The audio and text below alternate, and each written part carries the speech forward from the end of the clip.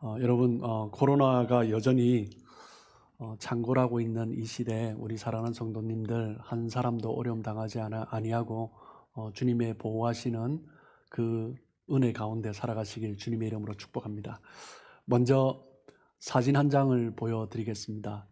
여러분, 이 사진 보신 분 많을 거예요. 혹시 누구의 발인지 아십니까? 네, 많은 분들이 아실 겁니다. 이 발은 발레리나 강수진 씨의 발입니다. 여기저기 물집이 터서 터지고 그러면서 이제 다리가 부풀고 변형이 되었죠. 과거 이 사진이 공개될 때 사람들은 이 세상에서 가장 아름다운 발이다라고 부르면서 큰 화제가 되었습니다. 당시 강수지 씨가 발이 너무 아파서 탁자 위에 발을 올려놓고 있는데 남편이 그 모습을 보더니 가만히 있으라 하고 찍은 사진입니다. 그리고 그 남편이 이 발을 이제 발 사진을 올렸는데 이 사진이 온 세상에 퍼지게 되었어요. 그러면서 세상에서 가장 아름다운 발이다라고 사람들이 부르고 있습니다. 이 강수진 씨의 발이 세상에서 가장 아름다운 발이다라고 불림받는 이유는 무엇입니까? 여러분, 발이 예뻐서입니까? 아니죠. 피부가 고와서 그런 것 같습니까? 네, 그것도 결코 아닙니다. 아름다운 발은 모양이 예뻐서도 피부색이 좋아서도 아니고 이 발이 어떻게 쓰여왔는가, 무엇을 위해서 이 발이 사용되었는가, 이 발을 볼 때 그 지나간 시간, 인내, 수고, 그 모든 것을 볼 수 있기 때문에 이 발이 아름답다라고 말을 하는 것입니다. 여러분, 강수진 씨의 발이 아름답다라고 말을 하지만 그보다 더 아름다운 발이 있습니다. 어떤 발입니까? 좋은 소식을 전하는 자들의 발입니다. 오늘 로마서 10장 14절에 말씀하고 있는 것처럼 사도 바울은 복음 전파자의 필요성을 강조하면서 그 발이 아름답다라고 말을 하죠. 그런즉 그들이 믿지 아니한 자를 어찌 부르리요, 듣지도 못한 이를 어찌 믿으리요, 전파하는 자가 없이 어찌 들으리요. 불신자들이, 예수님을 알지 못하는 자들이 어떻게 주님을 부르겠으며 어떻게 듣지도 못하고 주님의 이름을 믿으며 전파하는 자가 없이 어떻게 듣겠느냐라고 말을 하고 있습니다. 불신자들이, 모르는 사람들이 예수님을 믿기 위해서는 반드시 전파하는 사람이 있어야 한다라는 거죠. 사도 바울은 하나님의 은혜로 말미암아 믿게 된 우리 성도들이 반드시 복음을 전하는 삶이어야 한다라고 강조하고 있습니다. 우리의 삶이, 우리의 삶의 모습을 통하여서 복음이 전달되어져야 한다. 그것을 강력하게 촉구하고 있는 거죠. 저희 교회를 섬기면서 가진 소망이 있습니다. 그것은 무엇이냐면 저희들이 코로나로 함께 모이지는 못하지만 성도들이 함께 이제 모이게 될 때 함께 전도도 나가고 그렇게 하는 것입니다. 평일날 또 이런저런 모임을 마치고 또 나갈 수도 있고, 그리고 주일 오후에, 평일이 시간에 안 되면 주일 오후에 양육을 마친 이후에 전도지를 들고 나가는 것. 물론 옛날처럼 예수천당 불신지옥 외치지는 못하지만 작은 전도지를 전해주면서 그러다 보면 영적 갈급함이 있는 사람을 만나게 됩니다. 또는 신앙적 궁금증을 가진 사람을 만나게 되죠. 그러면서 그들에게 하나의 길을 제시해 줄 수 있는 귀한 기회가 되는 것입니다.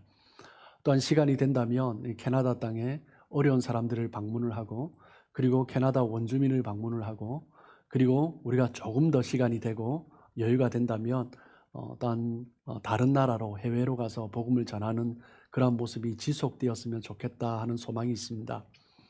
오늘 주보 광고에도 나와 있지만 나중에 또 말씀드리겠지만 C 미션을 위한 자원봉사자를 모집합니다. C 미션은 제인 앤 핀치 중심으로 사역을 하고 있어요. 원래는 제일 처음에 재소자 선교를 위해서 세워졌던 단체입니다.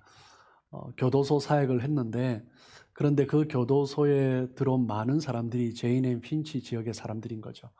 그리고 그 사람들이 출소를 한 이후에 가는 곳이 역시 그곳이고, 그리고 재소자가 들어왔는데 그 가족들, 어린아이들이 그 지역에 남아있는 것입니다. 그런 모습을 보면서 그 아이들을 위하여서 학교도 조그만 축구 교실, 음악 학교 이런 것들을 열고, 그리고 어려운 사람들을 위하여서 생필품을 지급하는 사역도 함께 하고 있습니다. 지금은 코로나로 인하여서 사람들이 모이지 못하기 때문에 강범진 목사님을 중심으로 생필품을 직접 배달하는 그런 사역을 하고 있습니다. 그 사역을 위해서 봉사자를 모집을 하고 있는데, 여러분 혹시 기회가 되시면 일주일에 한 번, 한 달에 한 번, 아니면 분기에 한 번이라도 기회가 되시는 분들은 함께 섬기면 좋겠다 하는 마음이 있습니다. 여러분, 그것이 교회의 존재의 이유가 아니겠습니까? 복음을 전하고 또한 사랑을 전하는 것. 제럴드 앤더슨이라는 사람은 불꽃이 없이 불이 없고 선교 없이 교회는 없다라고 말을 합니다. 교회의 존재 이유는 바로 그것이다라는 거죠. 우리가 복음을 전하지 않으면 교회가 이 땅에 존재할 이유가 없다라는 것입니다. 교회란 예수 그리스도를 구주로 고백한 사람들이 함께 모여 예배하고, 그리고 나아가 잃어버린 자들을 구원하기 위해서 모인 공동체가 교회입니다. 교회는 예수 그리스도를 구주로 고백하는 사람들이 모인 예배 공동체이며, 교회는 주님께서 맡기신 그 일을 감당하는 선교 공동체입니다. 그렇기 때문에 교회는 예배와 선교 이 둘 중에 하나라도 놓쳐서는 안 되는 것입니다. 우리가 예수를 믿었는데 천국에 가지 않고 이 세상에 남아있는 이유가 무엇입니까? 예수를 믿고 하나님의 자녀가 되었다면 하나님이 가장 좋은 것을 주시겠죠. 여러분, 이 세상에 사는 것이 좋습니까? 천국 가는 것이 좋습니까? 물론 천국이 훨씬 좋죠. 그런데 이렇게 바둥거리며 이 땅에 우리를 남겨두신 이유는 무엇입니까? 복음 전도인 것입니다. 여러분, 우리가 어떻게 예수님을 믿게 되었습니까? 여러분은 어떻게 예수님을 믿게 됐습니까? 누군가 우리에게 복음을 전하는 사람이 있었습니다. 저도 말씀드렸지만 고등학교 2학년 때 처음 교회를 나가게 되었어요. 복음을 전해준 친구로 말미암아 교회를 나가게 되었고, 그리고 복음을 듣게 되었고, 예수님을 구주로 믿게 되었고, 사역자로 살아가고 있습니다. 물론 모태신앙인으로서 자연스럽게 예수를 믿고 믿음을 가지게 되신 분들도 많으실 것입니다. 하지만 모태신앙이라 할지라도 한국 땅, 특별히 복음의 불모지였던 황무했던 그 땅 가운데 전 세계에서 수많은 선교사님들이 목숨을 걸고, 그리고 미국에서, 캐나다에서, 호주에서, 영국에서 이곳저곳에서 수많은 선교사님들이 그 동방의 작은 나라 조선 땅을 향하여서 생명을 걸고 갔습니다. 그로 말미암아 우리가 믿게 된 거죠. 우리 믿음의 선진들은, 선교사들이 목숨을 바쳐 복음을 전하는 모습을 보았습니다. 그렇기 때문에 예수를 믿는다라는 것은 자연스럽게 목숨을 거는 일이었습니다. 그렇기 때문에 그들은 그 복음이 너무나 소중했고, 그 복음으로 말미암아 새로운 소망을 가질 수 있었기 때문에 그 은혜의 빚진 자로서 평생의 삶을 살아간 것입니다. 우리 모두는 복음의 빚진 자입니다. 그 어떤 사람도 복음의 빚이 없이 예수를 믿는 사람은 없습니다. 우리는 다 갚아야 할 의무가 있는 것입니다. 그렇기 때문에 지금도 수많은 주의 종들이, 수많은 성도들이 열방으로 나아가 그 복음의 빚을 갚기 위하여서 헌신하며 섬기고 있는 것입니다. 항상 우리는 복음의 빚진 자라는 의식을 가지고 살아야 합니다. 그렇게 우리는 마땅히 복음을 전해야 하는 사람이다 라는 것입니다. 하나님이 우리에게 복음을 듣게 하시고 복음으로 말미암아 우리로 하여금 구원을 주셨지만, 이 땅에 우리를 두신 가장 중요한 목적은 복음을 전파하는 것입니다. 우리 모두는 주님의 복음을 전파자로서의 명령을 받았습니다. 우리가 잘 아는 예수님의 마지막 명령이죠. 대위임령, 마태복음 28장 18절에서 20절까지 말씀을 보시면 예수님께서 승천하시기 직전에 마지막 제자들에게 주셨던 말씀입니다. 예수께서 나와 말씀하여 이르시되 하늘과 땅에 모든 권세를 내게 주셨으니 그러므로 너희는 가서 모든 민족을 제자로 삼아 아버지와 아들과 성령의 이름으로 세례를 베풀고 내가 너희에게 분부한 모든 것을 가르쳐 지키게 하라. 볼지어다 내가 세상 끝날까지 너희와 항상 함께 있으리라 하시니라. 이 명령이 예수님께서 승천하시기 직전에 제자들에게 주신 명령이기 때문에 제자들에게만 해당되는 명령입니까? 예, 그렇지 않습니다. 오늘 우리에게도 동일하게 해당되는 주님의 말씀입니다. 주님께서 마지막 하늘로 올라가시기 전에 마지막 남기셨던 말씀입니다. 마지막 이 땅에서 삶을 마무리할 때 남기는 말을 우리는 유언이라고 하죠. 인간은 부모가 유언을 남긴다면 그 부모의 유언을 지키는 것이 인간의 도리입니다.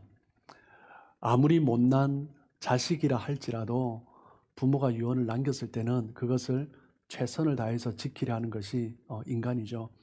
우리가 잘 알듯이 청개구리도 평생 말을 안 듣다가 마지막 부모가 남긴 유언은 최선을 다해서 바로 실천하는 것입니다. 이 말씀은 주님의 지상명령, 대위임령입니다. 이 말씀이야말로 신약 성경의 클라이막스입니다. 주님께서 우리에게 남기신 마지막 말씀인 것입니다. 주님께서는 이 말씀을 남기시기 위하여서 어떻게 보면 그 공생애를 지나오신 것입니다. 존 메가더 목사님은 말씀하시기를 마태복음 전체를 다 이해했다 할지라도 마지막 마태복음 28장 18절에서 20절 이 말씀을 제대로 이해하지 못한다면 마태복음을 이해하지 못한 것이다 라고 말씀합니다. 성경을 보면서 복음서를 보면서 우리가 여러 가지 이야기들을 봅니다. 그런데 성경에서 가장 중요한 핵심 메시지가 무엇인가 우리는 그것을 놓칠 때가 있다라는 거죠. 예수님께서 우리에게 남기신 그 메시지 중에서 가장 중요한 핵심 메시지 그것은 무엇입니까? 주님께서 우리에게 베푸신 그 사랑을 함께 성도들과 나누고 그리고 그 사랑을 모르는 사람들에게 전하는 것입니다. 예수님께서 우리에게 그 복음 전도의 명령을 남겨주신 것입니다. 이 복음 전도의 명령은 몇 가지 특징이 있습니다. 첫 번째는 강권적인 명령입니다. 주님이 주신 이 명령은 하면 너무 좋고 안 하면 할 수 없고 그런 선택사항이 아닙니다. 너희가 가면 참 좋겠다. 너희가 가서 전하면 좋겠다라는 권유의 메시지도 아닙니다. 가서 제자 삼아라. 가서 세례를 베풀어라. 가서 말씀을 가르쳐 지키게 하라. 강권적일 뿐만 아니라 절대적인 명령입니다. 다른 어떤 타협도 필요하지 않은 주님의 명령인 것입니다. 그리고 이 명령은 주님께서 말씀하실 때 하늘과 땅의 모든 권세를 내게 주셨으니 그러므로 너희는 가서라고 말씀하십니다. 이 명령을 남기시면서 예수님께서 어떤 권세를 의지하십니까? 하나님께서 주신 권세를 의지합니다. 하나님이 주신 권세로서 하나님이 주신 권세를 가지신 그 권세자로서 명령을 하시는 것입니다. 여러분, 대통령이 왕이 명령을 남겼다면 당연히 지켜야죠. 아무리 돈 많은 재벌이라도 유력한 정치가라 할지라도 누구라도 대통령이 되었다면 사람들은 그 앞에 가서 고개를 숙입니다. 왕의 권세는 더 막강하죠. 사람의 생명조차도 쥐락펴락할 수 있는 것이 왕의 권세입니다. 그런데 하나님의 권세를, 하늘의 권세를 이 땅의 왕과 대통령의 권세에 비할 수가 있겠습니까? 비할 수 없죠. 하나님은 온 세상을 지으시고 다스리시는 분이십니다. 예수님의 권세는 그 하늘의 권세를 가지시고 하늘의 공중 권세 잡은 모든 세력을 이기신 그것이 바로 예수님의 능력인 것입니다. 땅의 모든 권세가 예수님 앞에 무릎 꿇는 권세, 그것이 바로 예수님의 권세이죠. 누가 이 권세 앞에 도전할 수 있겠습니까? 예수님은 이 권세를 의지하면서 이 권세를 강조하면서 이 명령을 하고 계신 것입니다. 그렇기 때문에 이 명령은 반드시 지켜야 하는 명령인 것입니다. 그리고 마지막에 볼지어다 내가 세상 끝날까지 너희와 항상 함께 있으리라 말씀하십니다. 하나님의 권세를 가지신 그 예수님이 우리와 함께 하시겠다라는 것은 하나님의 그 권세를 우리에게 덧입혀 주시겠다라는 것입니다. 하늘의 권세, 하나님의 권세가 예수님에게 입혀졌듯이 우리에게 세상 끝날까지 가서 복음을 전하는 그 사람에게 예수님께서 권세를 입혀주시겠다라고 약속하시는 거죠. 하나님이, 예수님이 그 권세를 우리에게 입혀주는데 우리가 두려워할 것이 무엇이 있겠습니까? 여러분, 우리는 하나님의 그 은혜로 말미암아, 하나님의 그 자비로 말미암아 우리는 예수를 믿게 되었습니다. 우리는 다른 사람보다 먼저 복음을 듣고 먼저 구원을 받은 사람들입니다. 아직까지 우리 주변에는 예수님을 알지 못하는 사람들이 참 많습니다. 많은 사람들이 교회를 알고 있지만 대화해보면 우리가 믿는 복음이 무엇인지 의외로 모르는 사람들이 참 많습니다. 심지어 가족들 중에서도 믿지 않는 사람들이, 불신 가족이 있는 경우 대화를 해보면 교회를 다니는 것은 알지만, 예수님을 믿는다, 하나님을 믿는다 하는 것은 알지만 우리가 믿는 복음이 무엇인지 제대로 알지 못하고 비판하고 판단하는 경우가 참 많습니다. 무엇 때문입니까? 누군가가 복음을 제대로 전하지 않았기 때문입니다.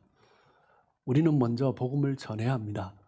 가족들에게 전해야 하고 또 가까운 다른 이웃들에게 전해야 합니다. 그리고 우리의 삶의 울타리를 넘어서 캐나다 땅에 다른 사람들을 향하여서, 그리고 원주민들을 향하여서, 그리고 온 세상에 하나님을 알지 못하는, 복음을 알지 못하는 사람들에게 우리는 가서 전해야 됩니다. 무엇 때문입니까? 그것이 바로 주님의 유언이고 절대적인 명령이고 강권적인 명령이고 하늘의 권세를 가지신 분이 그 권세에 의지해서 내리시는 명령이기 때문입니다. 그렇기 때문에 우리는 우리의 삶의 자리에서 그 명령을 받은 자로서, 그 복음의 빚을 진 자로서 우리는 당연히 그 복음의 사명을 감당하면서 살아가야 하는 것입니다.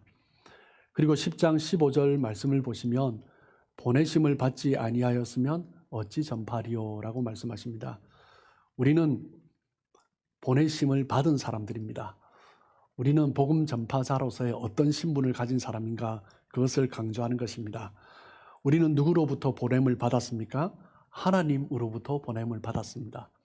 예수님으로부터 우리는 보냄을 받았다라는 거죠. 보냄을 받았다라는 것은 그분의 메시지가 있다라는 것입니다. 보냄을 받은 사람은 자기의 말을 하는 것이 아니라 보낸 자의 뜻을 전달하는 것입니다. 자기가 원하는 말을 자의적으로 말하거나 행동하거나 그렇게 하면 그 뜻이 제대로 전달되지 않는 거죠. 어떤 사람과 대화를 하다가 나누었는데 나중에 다른 사람에게 전할 때 다른 것을 제 생각으로 말을 하면 나중에 듣게 되면 참 황당할 때가 있습니다. 복음을 전하는 사람은 복음을 있는 그대로, 하나님의 말씀대로, 주님께서 우리에게 주신 그 복음의 그 메시지 내용 그대로 전해야 합니다. 전도자는 하나님으로부터 보냄을 받은 사람입니다. 따라서 전도자는 오직 하나님의 말씀만을 전하는 사람이어야 한다라는 것입니다. 이에 대해서 최고의 모범이 누구냐? 바로 예수님을 볼 수 있습니다. 예수님은 자신이 하나님으로부터 보냄을 받았다라는 사실을 결코 잊지 않았습니다. 그것을 항상 밝히셨고 항상 하나님 주신 말씀을 따라서 말씀을 나누셨습니다. 요한복음 12장 49절 말씀을 보시면 내가 내 자의로 말하는 것이 아니요 나를 보내신 아버지께서 내가 말할 것과 이룰 것을 친히 명령하여 주셨으니, 예수님은 요한복음뿐만 아니라 요한복음에도 계속 반복해서 말씀하십니다. 나를 보내신 이의 뜻을 따라 말을 한다. 내가 말을 하는 것이 아니라 나를 보내신 이가 말씀하시는 것이다.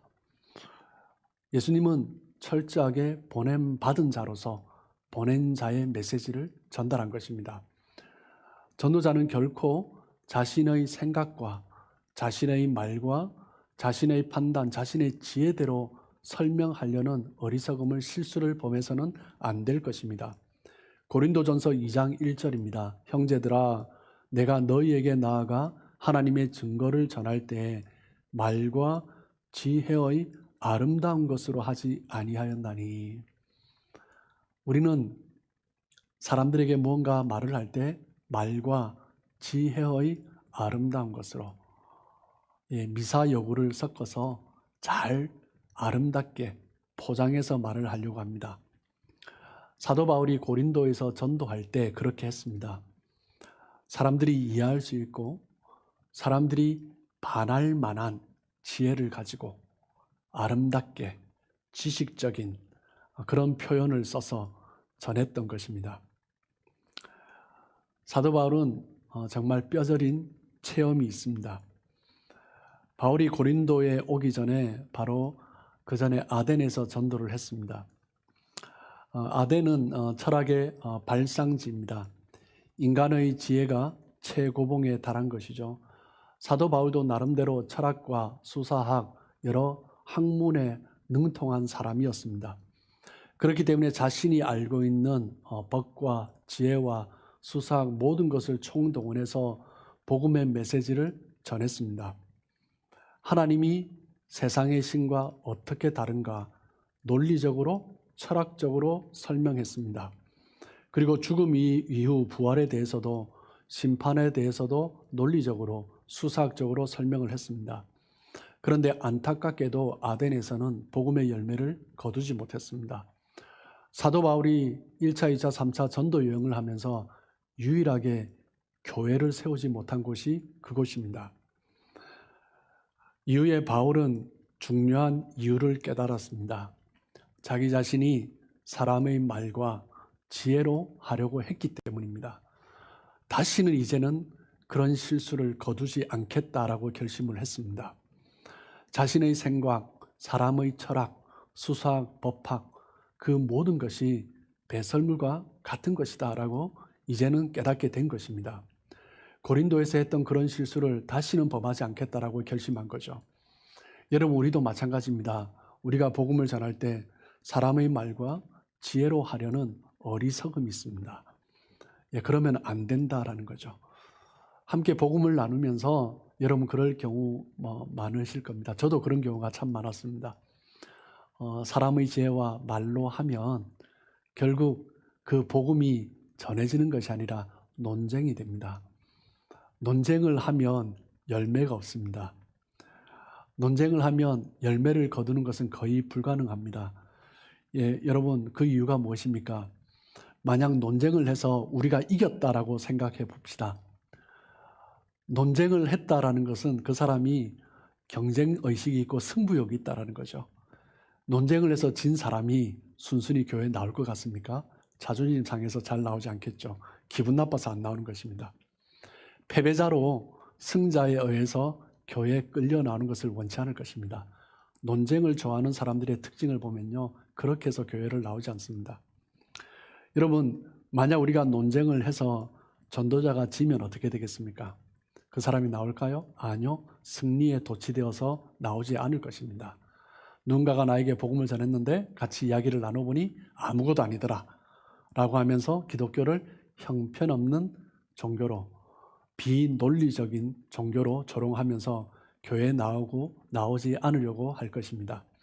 여러분, 그렇습니다. 우리가 복음을 전할 때 사람의 말과 지혜로 논리적으로 하려고 하면 이긴들 진들 하나님 안에서 영혼의 열매를 거두기는 너무나 어렵다라는 것입니다.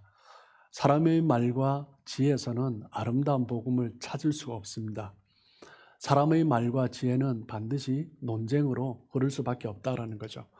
여러분, 우리는 하나님으로부터 보냄받은 자들입니다. 그렇기 때문에 우리는 복음을 전할 때 그 순수한 복음 그대로 뭔가 논리적으로 설명하기보다 그냥 전하고, 내가 받은 은혜, 나는 잘 모르겠다고, 그런데 예수 믿고 나니 내가 이렇게 기쁘다고, 예수 믿고 나니 천국이 있다는데 이미 내 마음속에 그 천국이 들어와 있다고. 예, 그것을 전하는 것입니다. 그것은 논리가 아니죠. 예, 그것은 은혜입니다. 예, 은혜를 전하는 것입니다. 로마서 10장 15절입니다. 기록된 바 아름답도다 좋은 소식을 전하는 자들의 발이여함과 같으니라. 예, 이 말씀은 이사야 말씀을 인용한 말씀이죠. 이사야 52장 7절 말씀입니다. 함께 읽어보면 좋은 소식을 전하며 평화를 공포하며 복된 좋은 소식을 가져오며 구원을 공포하며 시온을 향하여 이르기를 내 하나님이 통치하신다 하는 자의 산을 넘는 발이 어찌 그리 아름다운가. 이 예언은 이사야 선지자가 바벨론 포로 가운데 있는 백성들이 돌아올 것을 바라보면서 시온으로 향하는 그 발이 얼마나 아름다운가, 하나님의 전으로 돌아가는 그 백성들의 발이 얼마나 아름다운가, 그것을 보면서 예언을 한 것입니다. 그런데 이 말씀은 나아가 그리스도의 아름다운 발을 선포하고 있는 거죠. 이 세상 가운데, 어둠 가운데, 이 세상의 권세 가운데 눌려있는, 압제되어 있는 그 백성들을 바라보면서 이 땅의 세력에 묶여있는 자들에게 구원을 주시고 자유를 주시는 그 예수 그리스도, 예수님의 아름다운 발을 예언을 하고 있는 것입니다. 그런데 오늘 본문에서는 이 이사야 말씀을 사도 바울은 인용을 하면서 이 아름다운 발을 바벨론에서 시온으로 돌아가는 그 백성들의 발, 예수님을 예언했던 그 발을 이제 사도 바울은 우리 성도들에게 적용시키고 있는 것입니다. 그 바벨론에서 돌아온 백성들, 그 예수님의 구원의 아름다운 발, 그 발이 우리 성도들의 발과 같다라는 거죠. 이 성도들의 발이 그렇게 아름답다라는 것입니다. 복음을 전하는 자의 발, 얼마나 아름다운가. 바벨론 포로에서 돌아오는 시온을 향해서 기쁨으로 나아가는 그 백성들의 발과 같다라는 것입니다. 모든 억눌린 그 백성을 자유케 하는 예수 그리스도의 그 발과 같다라는 것입니다. 그 발이 우리 성도들의 발이다라는 거죠. 그렇다면 다시 한번 왜 성도들의 그 발이 아름다운가 우리 다시 한번 되짚어 봤으면 좋겠습니다.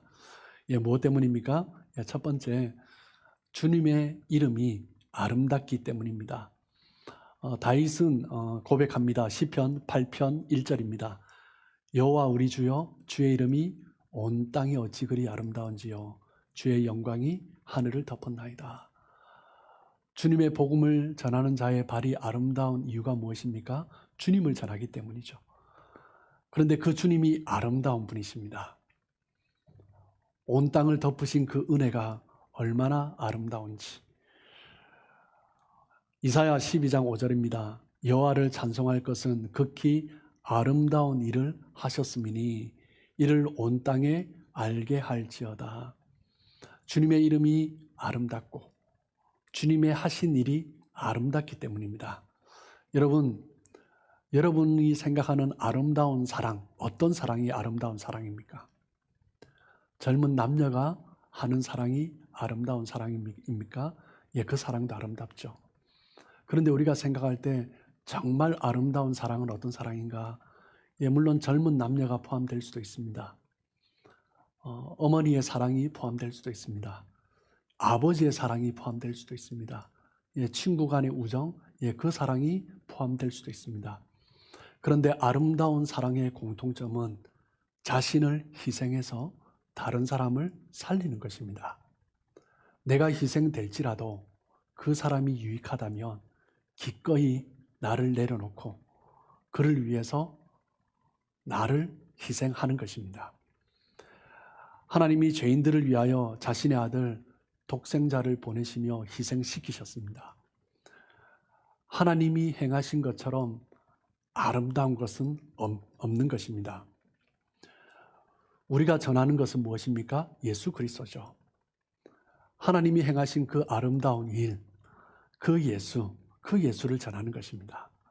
그렇기 때문에 우리가 전하는 복음은 아름다운 것이고 그 복음을 들고 가는 자의 발은 너무나 아름다운 것입니다. 마태복음 1장 21절입니다. 아들을 낳으리니 이름을 예수라 하라. 이는 그가 자기 백성을 그들의 죄에서 구원할 자이심이라 하니라. 그가 자기 백성을 구원할 자이다. 자기 백성을 그들의 죄에서 구원할 자이다. 예수님의 이름의 뜻입니다. 예수님은 그 이름대로 자기를 희생시키셔서 그 백성들을 죄에서 구원하셨습니다. 예수님은 자신을 희생하시면서 온 세상 사람들을 위하여서 구원의 길을, 자유의 길을 만들어 주신 것입니다. 아름다운 하나님이 아름다운 일을 하신 거죠. 그렇기 때문에 하나님의 이름이 아름답고 예수님의 이름이 아름답고 그 복음을 전하는 사람의 발이 아름다운 것입니다. 아름다운 삶 살아가시길 축복합니다. 그리고 복음 자체가 아름답기 때문입니다. 전하는 자의 발이 아름다운 이유는 뭐라고요? 복음 자체가 아름답기 때문이죠. 사도 바울은 디모데에게, 아들 디모데에게 말을 합니다. 영적 아들 디모데에게, 디모데후서 1장 14절입니다. 우리 안에 거하시는 성령으로 말미암아 내게 부탁한 아름다운 것을 지키라. 여러분, 이 아름다운 것이 무엇입니까? 복음이죠. 사도 바울은 복음 생각하면 너무 아름다운 거죠. 이 복음이 얼마나 아름다운가? 복음만큼 아름다운 것이 이 세상에 있는가? 아름다운 것, 바로 그 아름다운 것, 그것은 복음입니다. 우리가 지는 복음의 진리, 우리가 믿는 이 복음, 이것보다 세상에 아름다운 것은 없습니다. 모든 인생을 구원하시고 모든 인생을 풍요롭게 하시기 위하여서 자기를 내려놓으시기 때문에 이것보다 아름다운 것은 없습니다. 초대교회 성도들이 예수를 믿게 되면, 그리고 그 예수를 믿게 된 사실이 드러났을 때, 로마 제국 아래서 핍박을 받을 때 많은 그리스도인들이 법정에 서게 되었습니다. 법정에 서면 예수를 믿는지 안 믿는지 공개적으로 고백을 해야 했습니다. 공개된 법정에서 예수를 믿는다라고 증언을 하면 어떻게 됩니까? 처형되는 거죠. 로마의 콜로세움과 사자의 밥으로, 그리고 많은 사람들이 정말 끔찍한 죽음을 당하면서 살이 찢어지면서 그렇게 처형을 당했습니다. 그 당시에 예수님을 믿는 것 자체가 그런 죽음, 그 고통스러움을 말을 하는 것입니다. 사도 바울은 그때 이 고백을 하는 것입니다. 내가 너에게 부탁한 아름다운 것을 지키라. 지금 세상에서의 삶의 모습을 보면 결코 아름답다라고 말을 할 수 없습니다. 너무나 참혹한 복음입니다. 너무나 비참한 복음입니다. 너무나 고통스러운 복음인 거죠. 그런데 사도 바울은 결코 그 복음을 고통스럽게, 비참하게, 부끄럽게 생각하지 않았습니다. 복음은 이 땅에서 끝나는 것이 아니기 때문입니다. 복음으로 말미암아 영원한 천국, 새로운 길이 열리기 때문이죠. 복음을 믿을 때 천국의 문이 열리는 것입니다. 사도 바울은 그것을 알기 때문에 이 땅을 살지만 아름다운 천국을 경험할 수 있기 때문에 아름다운 것을 지키라라고 말을 하는 것입니다. 전도자의 발이란 그 발만을 의미하는 것이 아닙니다. 우리가 이 땅을 살아가며 우리의 삶이 아름다운 거죠. 천국을 누리는 삶은 아름다운 삶입니다. 감사가 넘치는 거죠. 세상에 그 형편이 어떠하다 할지라도 그 삶은 아름다운 것입니다. 그 말은, 그 언행은 아름다운 것입니다. 그렇기 때문에 우리가 전도자로서 발로 밟고 나가서 전하는 것만이 아름다운 것이 아니라 우리의 일상의 삶에서 우리의 말과 행동, 그 하나님의 나라를 바라보면서 살아가는 그 모습이 아름다운 것입니다. 그것이 바로 또한 복음의 통로가 되는 거죠. 그 모습을 통하여서 사람들은 저 사람은 나랑 무엇이 다른가 그 생각을 하게 되겠죠. 그것이 복음입니다. 저도 고등학교 2학년 처음 교회를 나가게 되었을 때 복음을 알고 나간 것이 아니라 저 친구는 나랑 무엇이 다른가 그 질문을 던졌습니다. 그러면서 나가게 된 거죠. 여러분, 그런 삶 살아가시길 주님의 이름으로 축복합니다. 우리가 이렇게 아름다운 주님의 은혜를 누리는 것, 우리만 누릴 수 없습니다. 여러분, 지금 코로나 사태로 인하여서 온 세상이 팬데믹 상태에 들어가 있습니다. 복음을 전하지 않는 것은 이 시대에 코로나 백신이 개발이 되었는데 그것을 전하지 않는 것과 마찬가지입니다. 나만 살겠다라는 거죠. 코로나 백신을 개발하고도 전하지 않는 것, 다른 사람을 죽이고 자기만 살겠다라는 거죠. 여러분, 복음은 그렇지 않습니다. 복음은 살리는 것입니다. 복음은 죽은 생명을 살리는 능력이 되는 것입니다. 그런데 이 땅에서뿐만 아니라 백신이 개발되면 이 땅에서 많은 사람들이 생명을 누리겠지만 복음은 이 땅에서만 끝나는 것이 아니라 영원히 살리는 능력입니다. 그렇기 때문에 여러분, 우리는 누구든지 이 복음을 항상 기억하고 복음을 전하는 자의 그러한 삶을 살아야 할 것입니다. 주님의 소원은 이 복음이 전파되는 것입니다. 주님의 소원은 이 복음으로 말미암아 코로나 백신보다 더한 그 죄의 바이러스로 말미암아 사망을 향해서 나아가고 있는 그 사람들을 살리는 것입니다. 복음이 백신인 거죠. 마태복음 9장 37절입니다. 이에 제자들에게 이르되 추수할 것은 많되 일꾼이 적으니 그러므로 추수하는 주인에게 정하여 추수할 일꾼들을 보내주소서 하라 하시니라. 추수할 것은 많되 추수할 일꾼이 적다라고 말씀하십니다. 지금 주님의 마음은 어떻겠습니까? 복음의 열매를 함께 거둬들일 그 추수할 사람을 찾는 것입니다. 여러분, 우리가 그런 삶이 되기를 간절히 소망하고 축복합니다. 우리가 주님이 허락하시면 우리의 삶의 자리에서 우리의 삶의 자리를 넘어서 우리 가족과 이웃과 그리고 이 땅의 어려운 사람들, 캐나다 원주민들, 열방의 사람들을 향하여서 주님께서 우리에게 허락하실 때 이미 명령하셨죠. 우리가 그 말씀에 순종함으로 아름다운 삶을 살아가는 아름다운 성도들 되시길 주님의 이름으로 축복합니다.